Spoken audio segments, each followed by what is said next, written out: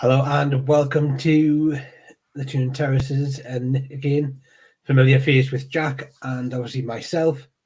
Only the two of us, because I think everyone else is out drinking or Aye. still in the queues for the Black Friday sales. Yes. Yeah. Very true. Because I'd dared to venture out into the shops for food shopping, and they were absolutely heaving. No, And I've stayed well away from that today. exactly. I'm just like, nah, you will get Amazon exists. It's fine. Why go to the shops when the shops can come to you? Exactly. So what we'll do is we'll just get started now. Obviously, you can't take anything from an Eddie Howe press conference. No, not really. From the words from Isaac, I don't want to give any much away. Well, that for me is an Eddie Howe of he's going to be playing as you can probably take as a hint, because otherwise he'd be like, yeah, now he's out. Yeah, I think so. Obviously, Miggy and Shaw are okay. I think Chips is obviously fine. Yeah. With Sean, that's Yeah. still a question mark. From the last that I was hearing is that there's still a bit of swelling. Yeah. Around the foot, so that's going to be a one. There's not really a time scale on Wilson, but again, we didn't really expect him to be back for this one. No. And obviously there was always ineligible.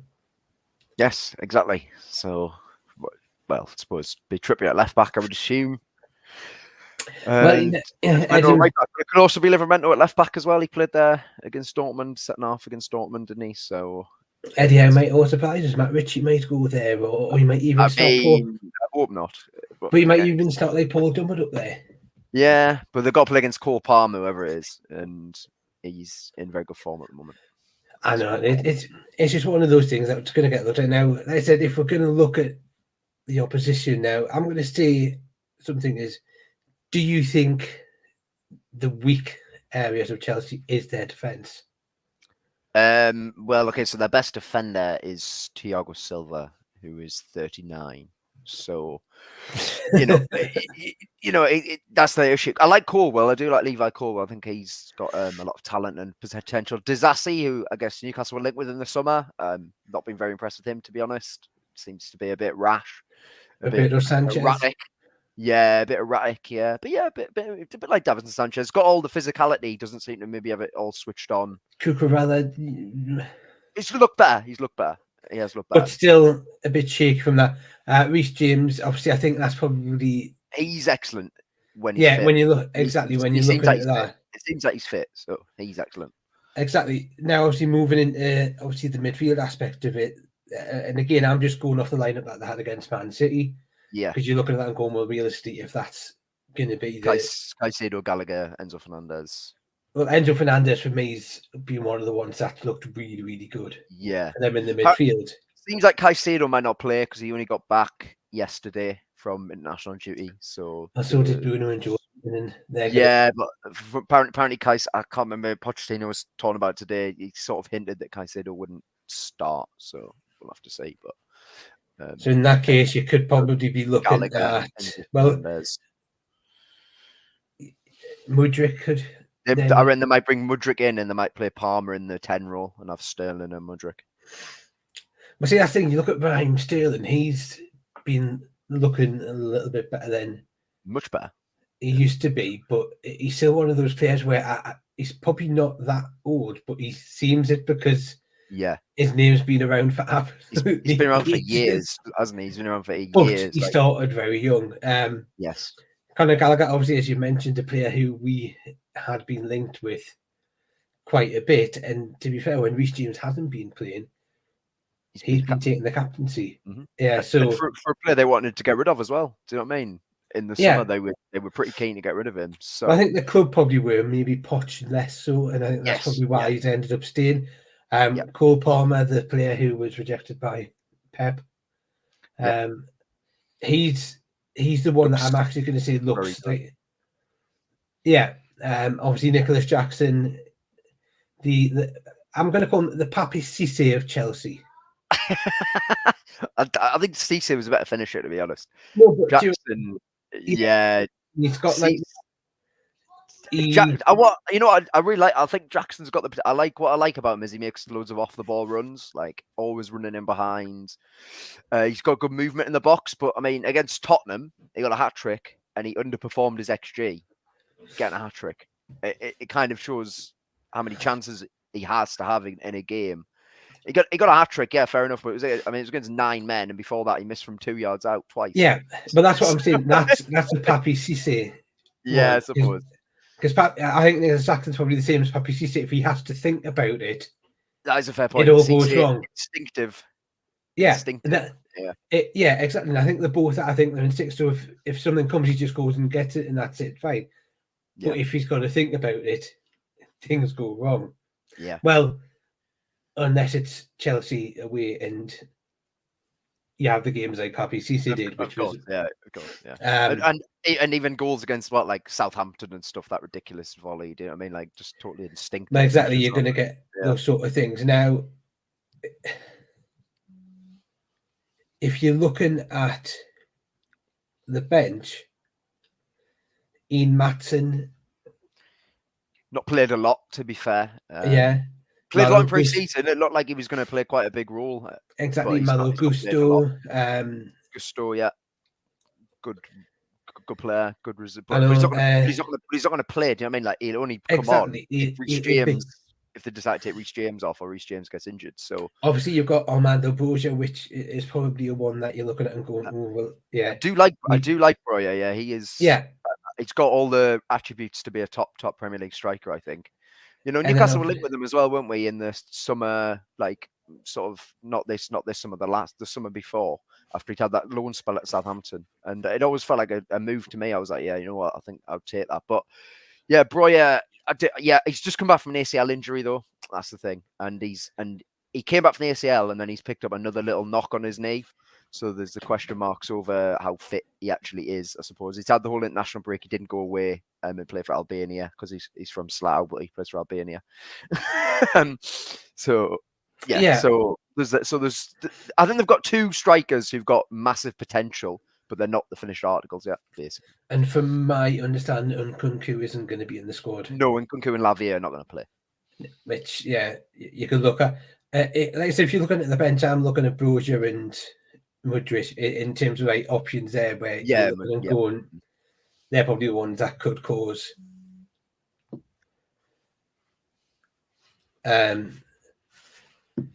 issues. But Mudryk is such a bizarre player, isn't he? Like it looks at sometimes you think, wow, he's got it all, like the close control, the dribbling, and then there's other games where it looks like he's never played football in his life. Like they spent a lot of money on him, to nick him ahead of Arsenal, and I'd say Arsenal got the better out of it anyway. They ended up with Trossard, and Trossard's been a much better signing than Mudryk. I think obviously Mudryk's younger, we'll have to see, but at the moment he's not starting if they play because Pochettino likes that Gallagher, Enzo Fernandez, Caicedo midfield. As well, you're going to play Caicedo and Fernandez. They paid 100 million each for them. So Mudryk's basically a bench player at the moment with Sterling on the left, Palmer on the right. But as I said, if Caicedo doesn't play, then I suppose Mudryk comes into the team.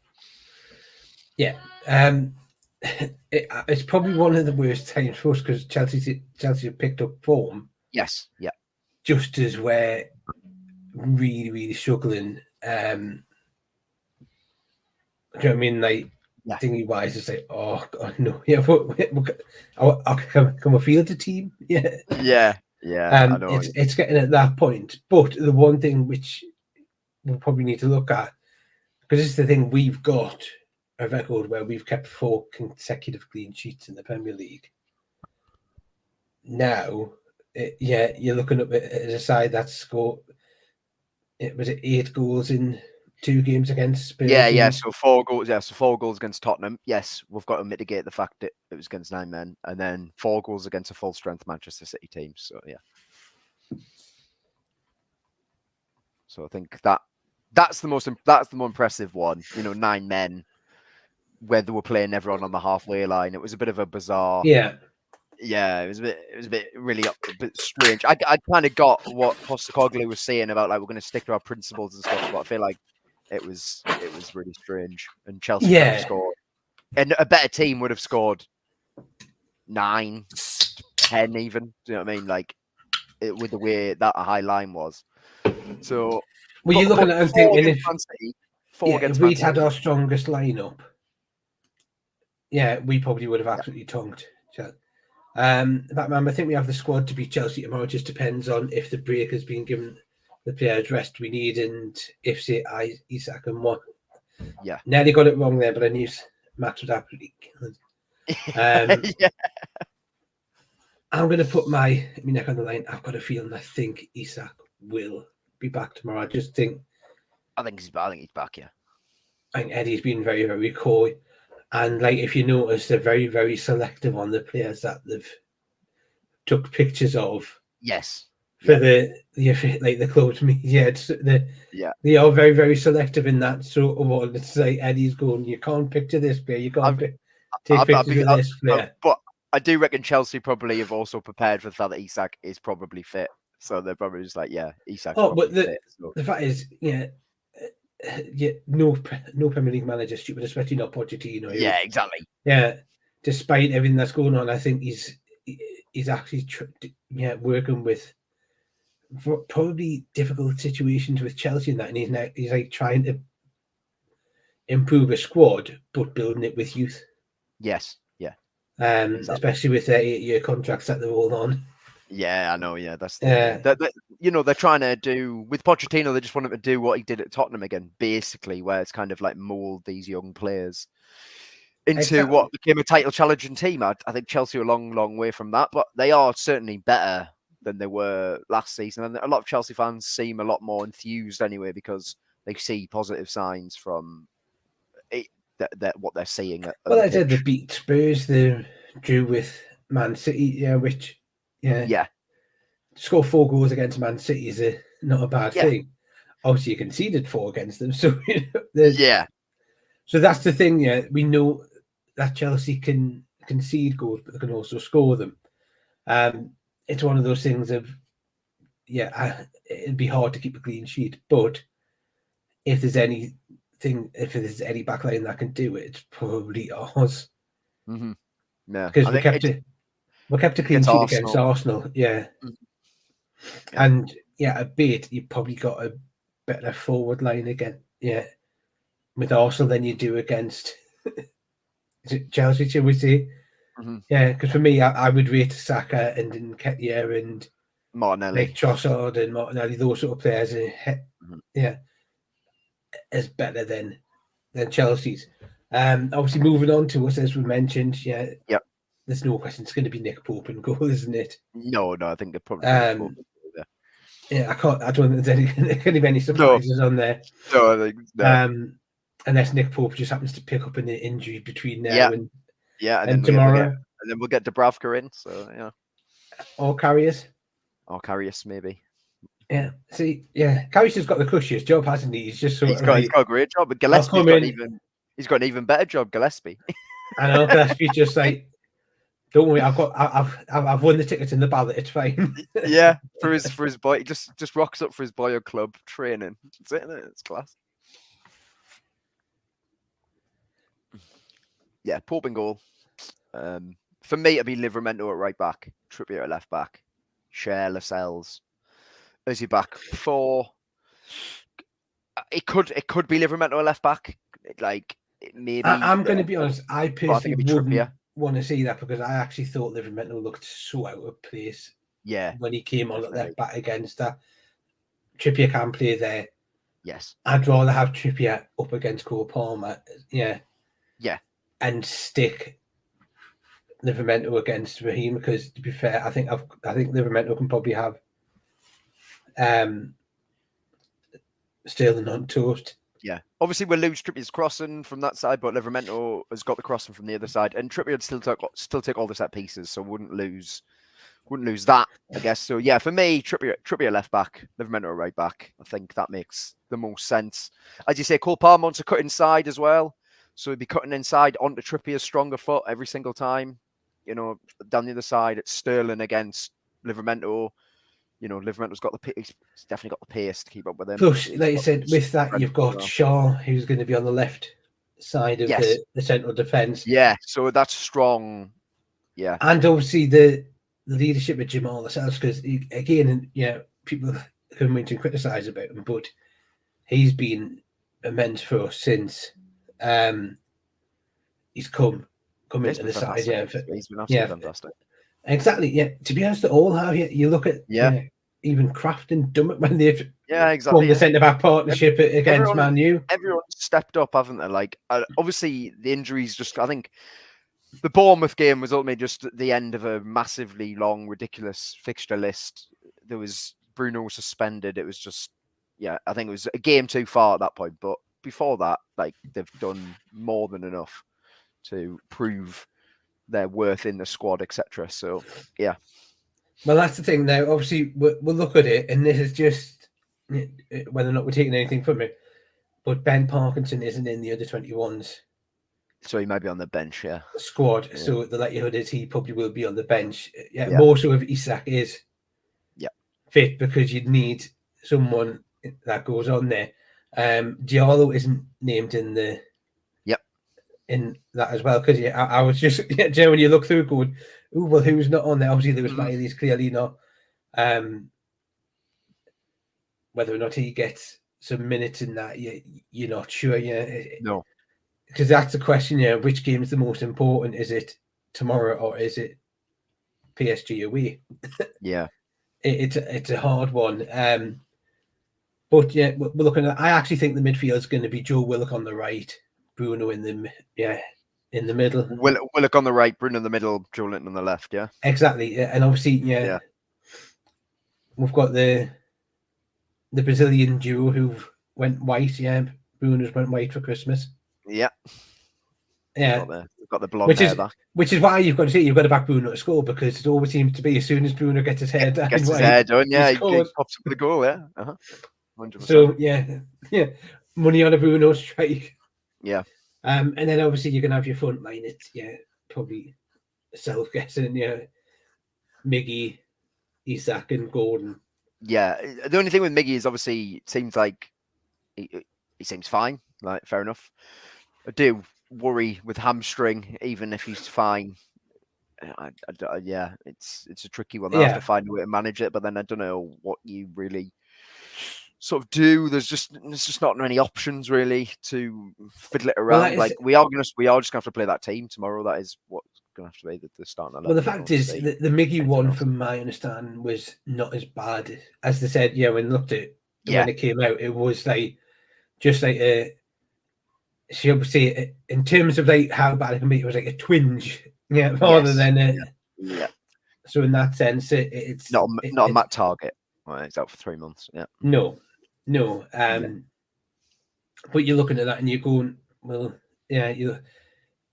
it's like I said, when you get to the bench and you're going, well, right, what's going to be the options off the bench? And you're like, Lewis Miley, Paul Dummett, Emil Kraft. Yeah. Probably Alex Murphy. Ben Parkinson. Yeah. Diallo. Matt Ritchie. Yeah. Obviously, Longstaff's not been ruled out, but to be honest, if Longstaff's even doubtful, I wouldn't start him. I would. If we need just to put someone on the bench, put him on the bench. I think just for like that mindset, they'd stick him on the bench. I think he's probably one of those ones where Eddie Howe will probably go, look, let's try and keep it. Yeah. A one of like, it might be like, oh well, look, he's okay, but we'll still take him on the bench. Yeah.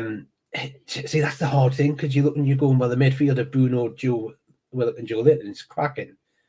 Yeah. But then you're going, it's quite an aggressive midfield. I remember we played the same midfield against Villa last season, and they just were all over the place as a midfield because they were almost too aggressively pressing. That's why Longstaff's so important for that, that balance, etc. So I think I do think it's a great midfield in terms of like when we've got the ball. I think maybe when we haven't got the ball, it can be a bit over the top in terms of how pressing, how much they want to get in the opposition faces. Because if Bruno comes out with that 6 role to press out the field and then the ball's slipped in behind, then suddenly you've got players running at your back 4 very comfortably. So that's why Longstaff's so important, and that's why when he's not playing, we realise how important he is. Every single But like you time. said, Eddie Howe might surprise everyone and start Lewis Miley. Yeah, no, yeah.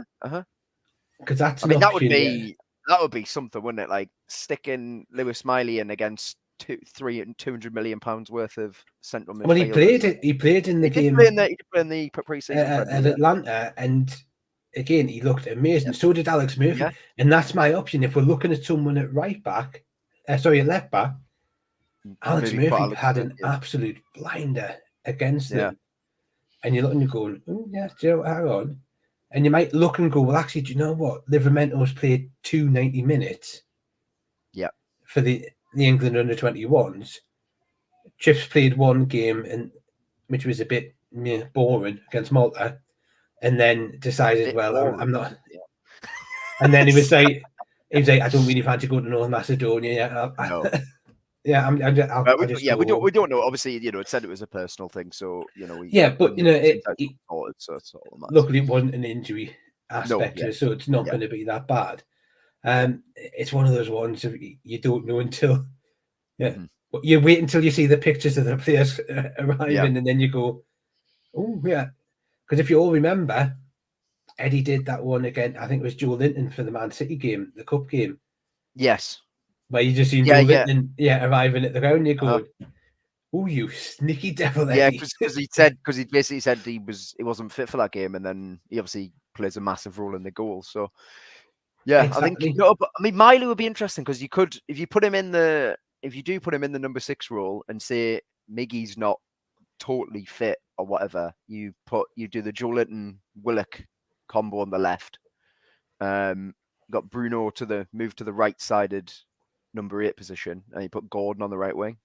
So, that is a potential. That might be interesting to see if we would do that, because I think everyone wants to see Bruno in that higher position. It just at some point we all do want to see that. So that would be interesting. But I think that's only if Miggy isn't, 100%. No, but you look at it and you're going, well, Lewis Miley coming off the bench isn't bad. No, that's not a bad thing. He's clearly got the talent, Well, as I said, I thought he was probably one of the better players. Again, but watching the Bournemouth game, he wasn't afraid to go in there, get in the challenges and try and get the ball. He kept the ball nicely, so. Yeah, so no one else did. Very nice. So. Like I said, that Bournemouth game is one of those ones where you just going, do you know what? It was that game too far. It was for them. Yeah, they've had 2 weeks rest. Yeah, hopefully Eddie Howe's had them all wrapped up in cotton wool. Obviously, you've seen the videos. Yeah, Elliot Anson using the new pool. Yeah, no paddling pools or bins. This time. In the bin. In the bin. I remember that one. Proper. It says Zorko in the bin. And I was like, how amazing is it when you're looking at now and you're going, God, our players are actually using a proper hydrotherapy pool. It's just like, So hopefully he's. I think Anderson hopefully we'll see soon, and it seems like Barnes isn't too far away either. So that'd be nice because. And obviously Murphy being his jovial self, Elliot Anson showing a video of him, doing something with his hair, and you just go. So you look at that and you're thinking Murphy might be able to get back for the back end of December. Maybe.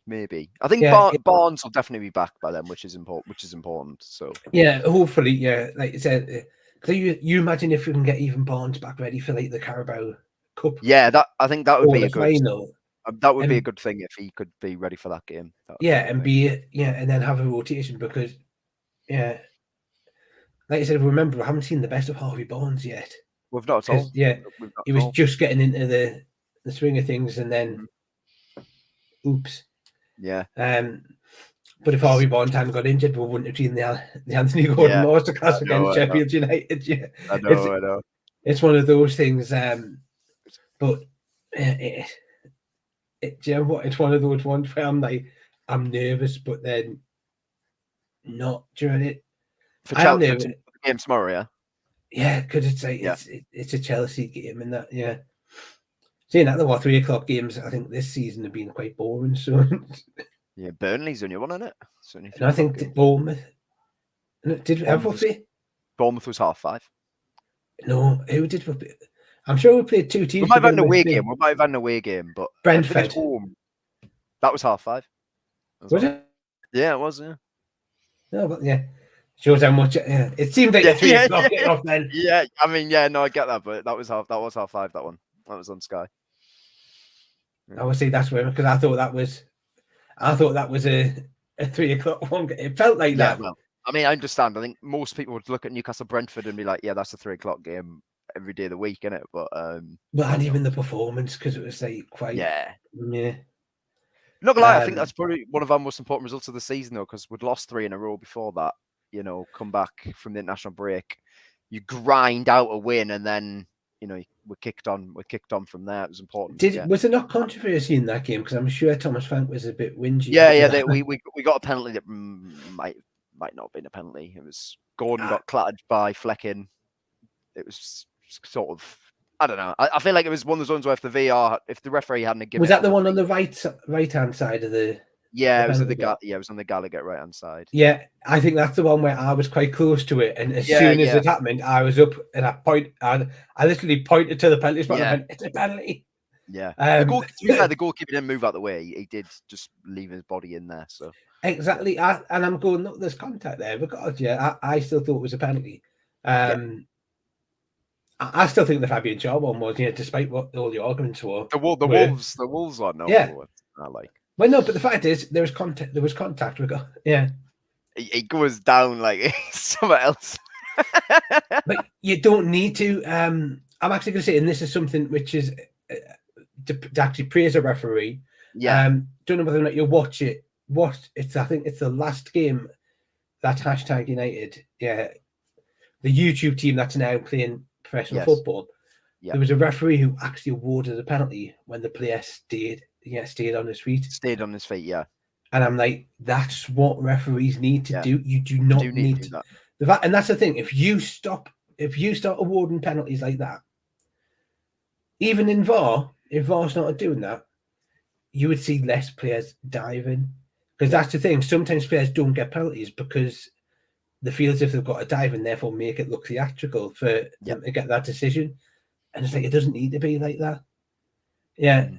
If someone's fouled, give the penalty. Like I said, the shirt pulling, it's like you can look at one and they'll give it, and then you look at another, and it's just one of those things. But yeah. Obviously, again, Eddie Howe again was asked about the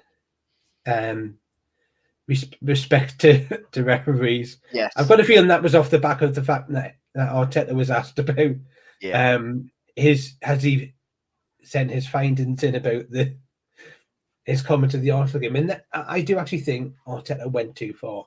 Oh yeah, 100%. in that one, and went way too far, because it wasn't even like, the thing with that decision is the foul is probably the only thing where you can say, all right, fair enough, but the ball's not out of play. Like you can't conclusively prove it's out of play. Well, that's the thing. There's no conclusive angle that shows it's out of play, and therefore you've got and this is the thing. If you hear that, the lino who's right on the line is going still in, still in. So for that point, they're looking at that going, right, okay, well, the lino says it's still in. He's probably got the best view out of everyone. We'll go with him. Yep. So for me, you can't challenge that decision. With regards to the foul, offside. With regards to the foul, I've always said this: if Joe Linton is really putting the pressure on and pushing him, he wouldn't make an upward movement. Yeah, and he did.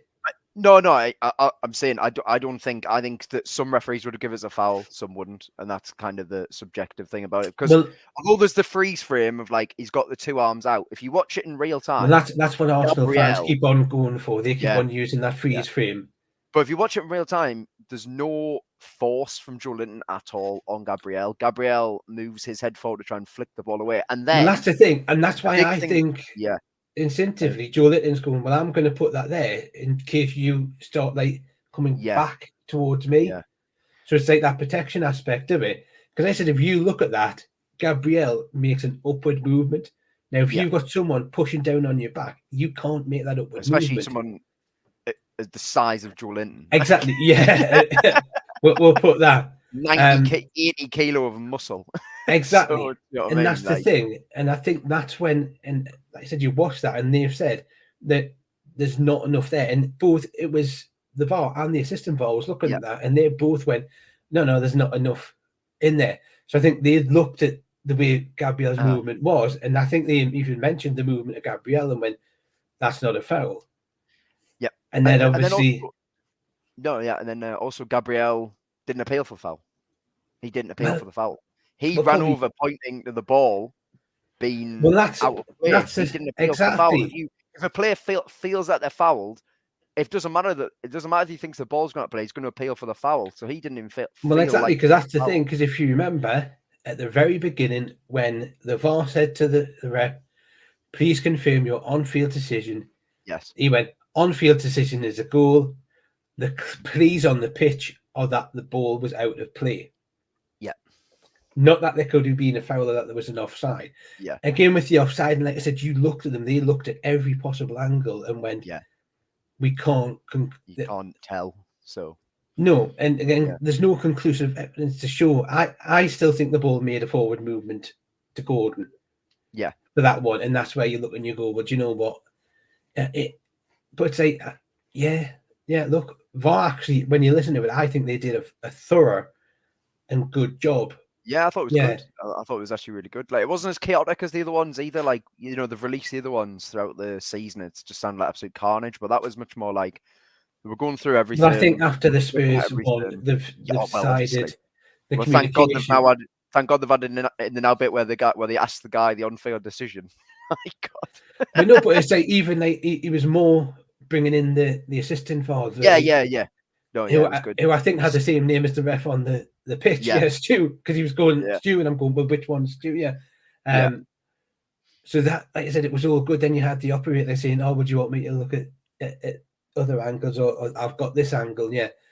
So it did work a lot better. And you look at it and you're going, right, that was a complex decision, and they got that right.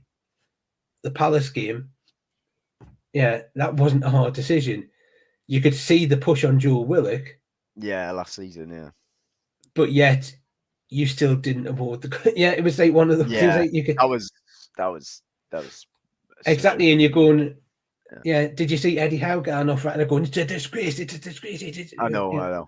No. It was, you know, Arteta's trying to divert as well from, you know, how his team did. They created nothing. They had one shot on target. You know, Gabriel Martinelli had that one shot in the first half. And that's the thing. I know Newcastle didn't have much in that game either, like, to be fair. But Newcastle definitely had more nearly moments against Arsenal. There was a few times where if the pass had been right, Miggy's in one-on-one, Gordon's in one-on-one, Wilson's in one-on-one. The pass just wasn't quite right, and a few times Arsenal had none of that. They didn't create anything.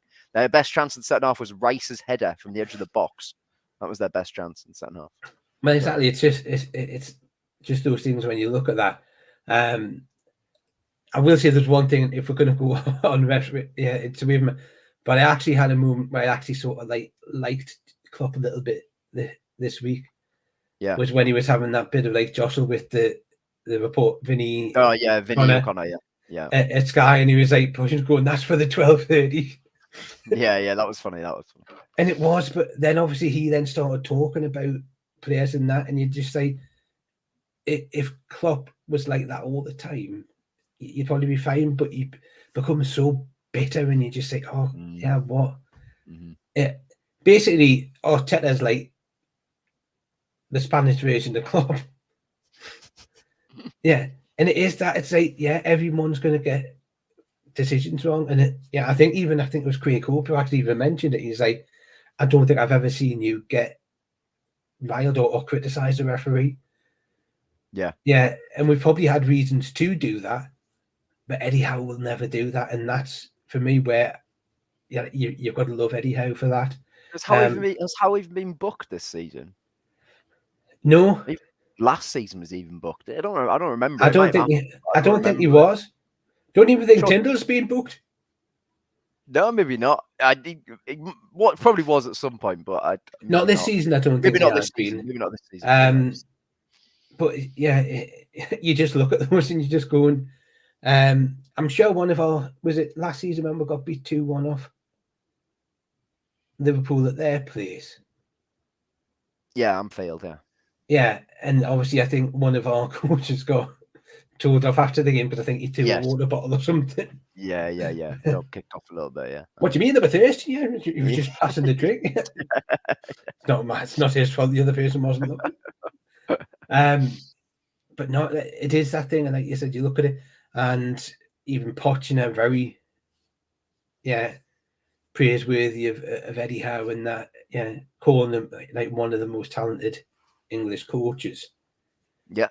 And Said he was you're one of the probably best going in Europe, to be fair. That's what he said. So yeah, I mean, not bad for that wee man who got Bournemouth relegated, isn't it? Is it Brucey boy? Hear that man with a passion. I honestly do think how he can call himself a Newcastle fan. I'm like, you're not, mate. yeah. No self-respecting Newcastle fan would go and manage Sunderland. And that's the be all and end all. You're a Man U fan. Yeah, just admit it. Yeah, good. Either by. Let's end this and we'll have a quick prediction from you. Sounds good, yeah. So I reckon 2-2 draw. Yeah, 2-2 draw. Can't see us not scoring because I think Chelsea are definitely there to be got at, but I think Chelsea have really played well in these against these teams who come at them because we're not going to just sit in. We might go to a low block if we score first, but apart from that, we're not going to do that. So, like, we're going to go at them, and they've done well in these games. They drew Liverpool on the opening day of the season. Two teams going at each other. Drew Man City last time. So I think a draw. I think it suits Chelsea this game. I think Reece James is looking really, really top quality at the moment as well. Cole Palmer's looking great. So yeah, I think a draw. And I'd be happy with a draw, to be honest. Like, that's fine. Well, here's a question for you. Yep. Do Newcastle go in front and Chelsea get it back for a draw, or do we come from behind to get the draw? I feel if Newcastle score first would keep them out because Chelsea can't break down. That's been their thing all season. They can't break down teams who sit in. And the way if we defend the way we did against Arsenal, then I'd be pretty confident of holding on for something. But yeah, I feel like Chelsea will score first and then we'll come back. Because that's just the thing with me. And I'm like, if it's a case where we're losing and we'll get the draw, I'd feel different. Yes. But if we're in the lead, that's the thing with the draw, though, isn't it? Like, one team gives with the lead at some point. So yeah. Exactly. Yeah, it's just one of those things where you just sort of like, oh yeah. And I said it's that frustrating thing. Like when we got that 3-3 draw against Man City, like you should be going crack a result, but disappointed. I'm like, yeah. So it's just one of those things. But we'll get that. That's over and done with, and we'll just say thank you for watching. Fingers crossed for tomorrow, and good night, everyone. Cheers. See you later.